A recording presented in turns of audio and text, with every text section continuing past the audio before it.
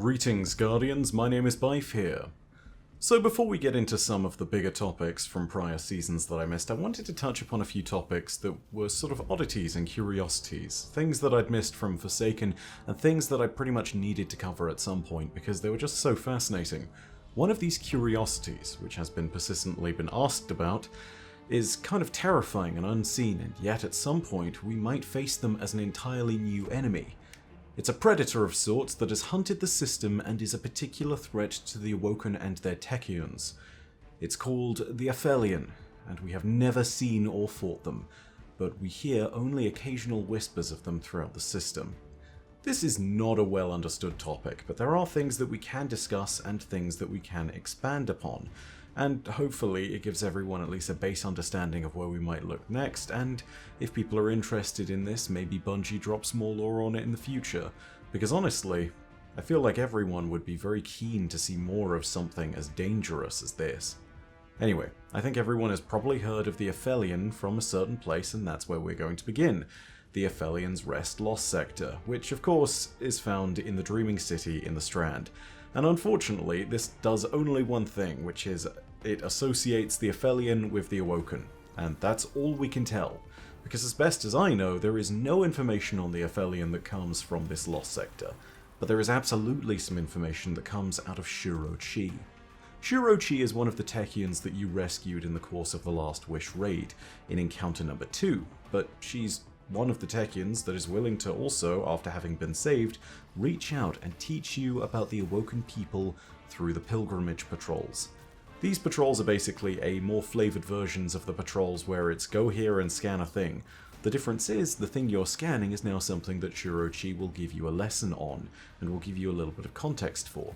For those of you that haven't spent a play session in Destiny just going and doing these, by the way, I highly encourage you to do it. There's a triumph for it, and more importantly, it's one of these things that really helps you expand your understanding of the Awoken, the Dreaming City, and even the Ahamkara. However, there are a few pilgrimage patrols that also mention the Aphelion, and we're going to go over them. All these clips were taken from ishtarcollective.net, and you can find the exact uploader in the bottom left corner of each one as referenced. Our first note about the Aphelion comes from this statue portraying some Techeuns. Something important to note about these statues, by the way. In the Awoken culture, statues are kind of taboo if they're built for someone who is still alive, and so they're commonly built for those who have died as an act of reverence. The fact that these Techeuns have a statue and are linked to the Aphelion gives you an idea of how this is going to go. Shuro-Chi has several things to tell us about the statue, so I'll go ahead and let her speak more on this, playing them all back to back. Those statues there. Look up at them. Those Techeuns died a vicious, irreversible death. They died in trance, each one screaming with the other's voice, each one unable to comprehend the horror of the thing that had killed them. The Techeuns you see here died while they were in trance together. Sometimes when you are in communion, you cannot see what is coming close, like the Aphelion. Their last words were these. First it shimmered, then it crawled, and then it screamed. These 3 Techeuns were victim to the Aphelion. I pray you never see it, my friend, because no matter what gods you have killed, you will not survive it. We Techeuns are taught absolute obedience to our queen. We have no desires but what our queen desires. We have no fears but what our queen fears. Good traits, but weaknesses against certain enemies, like the Taken, like the Aphelion. The statue reveals some rather terrifying and honestly confusing details about the Aphelion, what their attacks look like and why the Awoken are of particular interest to them.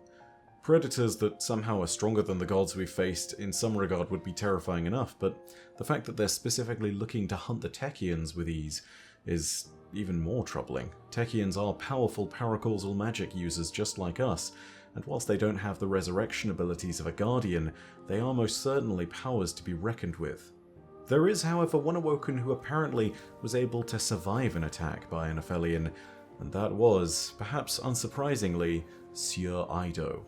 Take a listen to this further pilgrimage dialogue, which goes over that. This chamber was refashioned in honor of Sieur Ido, the first Queen's Wrath, and she was found dead. She was a fearsome warrior in her own right, the only Awoken to ever survive an Aphelion attack, and a skilled hunter of traitorous Ahamkara. So we see that it's clearly going to take someone of incredible skill just to survive an Aphelion attack. Sieur Ido was skilled enough of a marksman that she was able to kill Lord Shaxx once. So, killing one of these things is going to be no small feat, and in all fairness, we don't even know if Sieur Ido did that. It only states that she survived an attack by one, not that she killed one.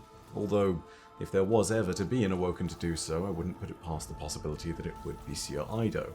She is, after all, legendary in her skill with a longbow.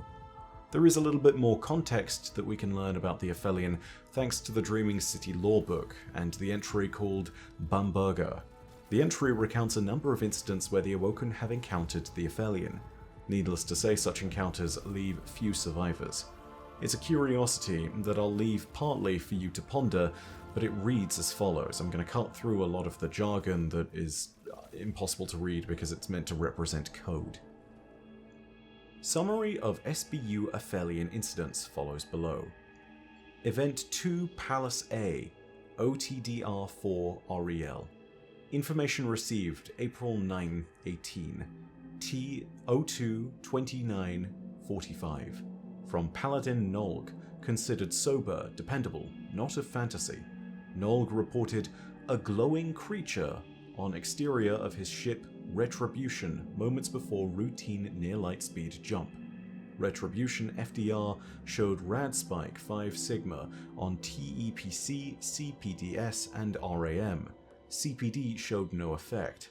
On recommendation of Kelder Wudge, Nolg was quarantined under Techian supervision for 1 month.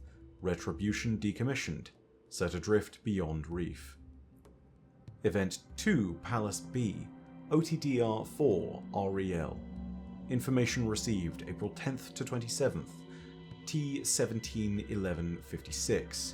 Reef Space Station Amestris, then under construction, issued 6 unique distress calls over a 2-minute period. Transcript follows. T1. Pan Pan, Pan Pan, Pan Pan. All stations, all stations, all stations. This is RSS Amestris. We have a possible Skyshock event in progress. Requesting immediate VidCon with any available Techion. Static follows. T2. Mayday, Mayday, Mayday. All stations. This is RSS Amestris. We are under attack. Our hull has been breached. Mayday, Mayday, Mayday. This is RSS Amestris. Please, someone. Static follows. T3A. I've got it. Hang on. I don't know how to... What's the channel? T3B. They're screaming. Listen, they're all screaming. T3A. Be calm. Help me. What's the channel? T3B. It's the core. It's the core. This is the stalking core. T3A. Shut up. What's the channel? T3B. Oh no. Oh please. Please. Please. Static follows. T4. Orin. It's me. It's Namki. I don't think I'm coming home, baby. I'm so sorry. I just want to tell you that I love... Static follows. T5. Mayday, Mayday. This is Venusaur on the RSS Amestris. We are 300 souls aboard. Something is happening. Everything is blue. Something is here. Static follows. T6. Unintelligible. Screaming. Static follows. A search and rescue fleet found that the Amestris was unsafe to board due to radioactive surface contamination.